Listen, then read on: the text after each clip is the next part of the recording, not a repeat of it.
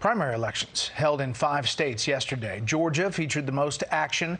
Trump-backed University of Georgia football legend Herschel Walker easily won the GOP primary for a U.S. Senate seat. Controversial Congresswoman Marjorie Taylor Greene fought off her primary challengers to win that nomination. Secretary of State Brad Raffensperger, lambasted by former President Donald Trump for the 2020 election, won big Tuesday against a Trump-endorsed opponent.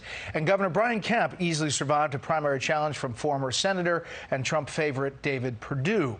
Governor Kemp is with us tonight. Governor, congratulations on the win. Thanks for joining us. Do you feel vindicated today? Oh, thanks for having me, Brett. No, look, we're just glad to getting out of the primary. I'm honored to be the nominee again. I promised voters in 2018 if they made me their nominee, I'd put them first and ahead of the status quo and the politically correct, and I'd do what I said I would do when I was campaigning, and that's what I've done, and I think they confirmed that last night. But the work ahead for us is in front of us. We got a lot of work to do to make sure Stacey Abrams doesn't become our governor or your next president. Are you going to mend ties with the former president? It got pretty ugly there for a while. Well, as I've said many times on the Hardworking Georgians bus tour, you know, this is about Georgians. I've never said anything bad about President Trump. I don't plan on doing that. I praised, you know, him and his administration and Vice President Pence for the work that they did to help our state during the pandemic and a lot of other things that we worked on.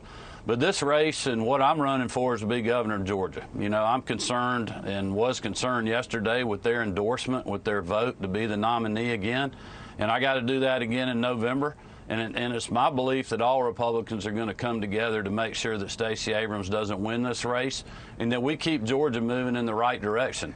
You know, unlike her, Brett, I believe Georgia is the greatest state in the country to live, work, and raise our families. And I'm proud we're the #1 state in the country for business, and that's what I'm working to keep. Well, she was asked about that statement. Here's her response to that.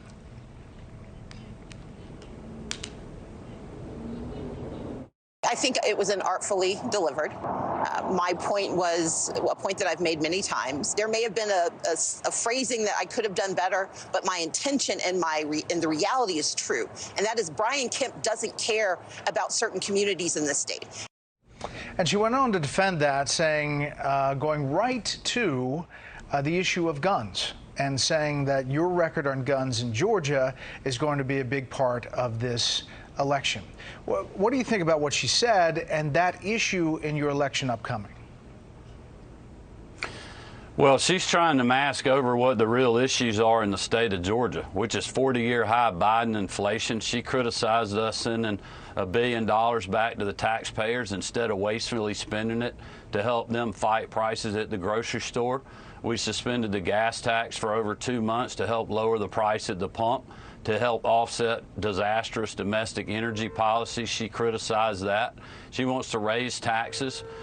You know, she and her party, they want to defund the police. Well, in Georgia, we've been standing with law enforcement and we've been going after violent criminals.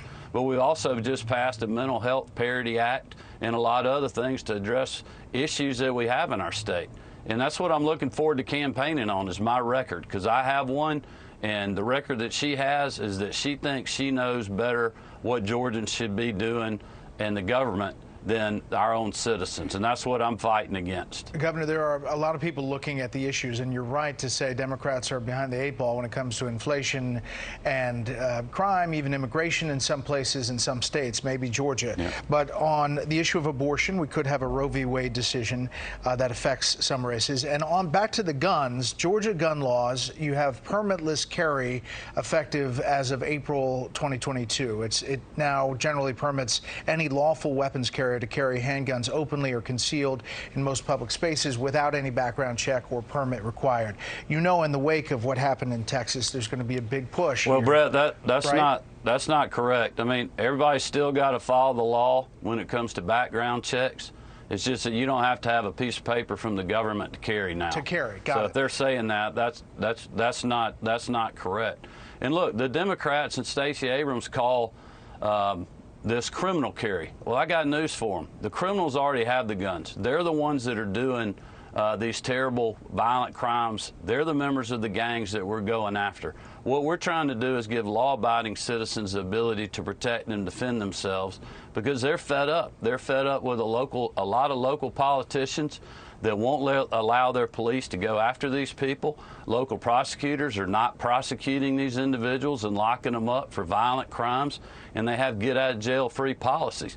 And I've been a governor that's been doing something about that, because that's what Georgians want. They're scared to death. When you can't allow your child to go pump gas or go to the mall, there's a problem that needs to be addressed, and we have been doing that in the great state of Georgia. Governor, last thing, you know, in that election last night, Secretary of State Brad Raffensperger got more votes than former Senator David Perdue. Obviously, the former president was trying to take Raffensperger down after the 2020 election and was supporting David Perdue. What do you think that result says? Is Georgia now past the 2020 election? Is that the message? What is the message? Well, I hadn't had a whole lot of time, as you can imagine, to crunch the numbers and see how everything fell out last night. I mean, we were focused on making sure that we won our race and making sure that we're regrouping today and getting ready for this fight, because this is going to be the #1 watch governor's race in the country. It'll probably be the most expensive. But I would just tell you, I think Georgians, they voted for people last night that had a record that has been putting them first ahead of the status quo and the politically correct. And I know that's what I did. That record, I've had a lot of people help me with that, members of the General Assembly, Speaker Ralston, Lieutenant Governor Duncan, and a lot of other folks been engaged in that fight. And that's what we got to do. But the fact is, we got to come together now and win in November. And that's what my mission's going to be, and I think it will be of the citizens of our state. Governor Kemp, as always, we appreciate your time.